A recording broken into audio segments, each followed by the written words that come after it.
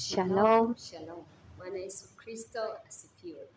Na wasalimu wote wapendwa katika Kristo.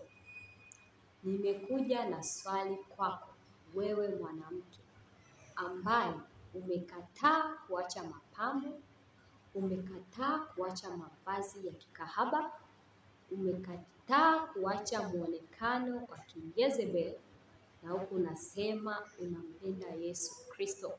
Nimekuja na swali, naomba unijibu. Hivi kwa mfano,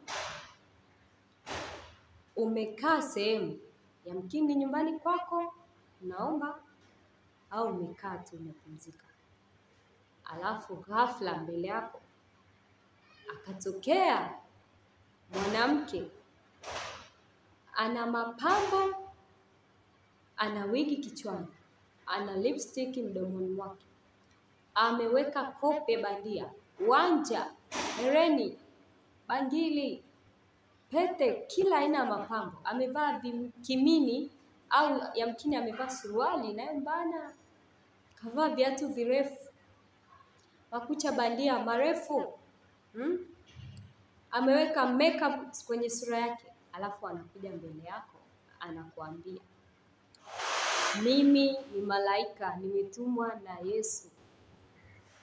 Hivi nikuulize swali kwako mwanamke, utaamini huyo ni malaika?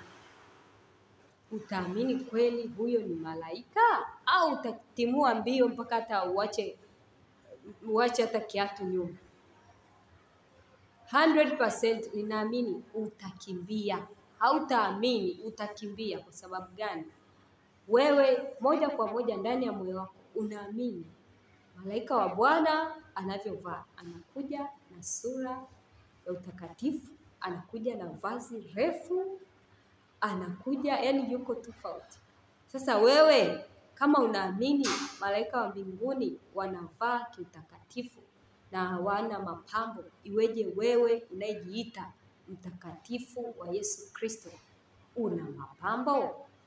Na je, maandiko yanavyosema tutavalishwa mavazi meupe marefu, hivi kwa nini usianze kujipa mazoezi ya kuvaa hayo mavazi marefu hapa duniani?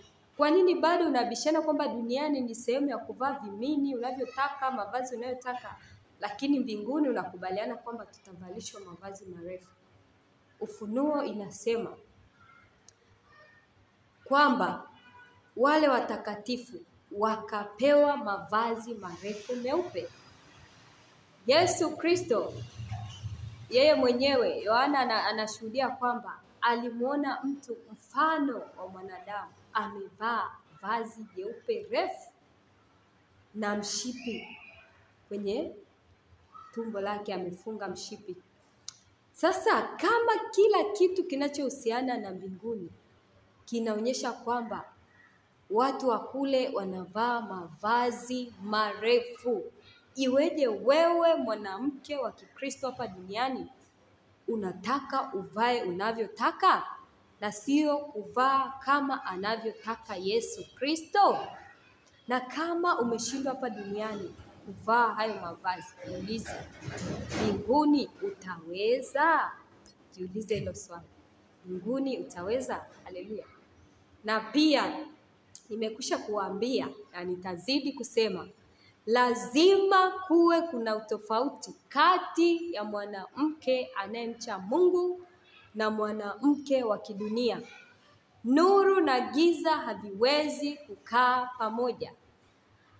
Tukiangalia mwanamke kahaba, mwanamke malaya, mwanamke anayejiuza, na tukimwangalia mwanamke wa Kikristo, lazima tuone tofauti. Haiwezekani wewe mwanamke wa Kikristo unajiita mwanamke wa Kikristo na uko kama kahaba. Hakuna tofauti, alafu unatulazimisha tukuite kwamba wewe ni mwanamke wa Kikristo, ni mtakatifu wa Bwana. Hapana, lazima uendane na amri za Bwana, lazima ulitii neno la Bwana, lazima uishi jinsi wanawake watakatifu wanavyopaswa kuishi. Ndipo nasi tutapata ujasiri wa kusema fulani ameokoka, fulani ni mtakatifu wa Bwana. Swali ndo hilo, jiulize, Kama hautoamini kwamba huyu ni malaika, iweje wewe bado hautaki kuviacha hivyo vitu? Na amani ya Bwana iwe nanyi nyote. Amen.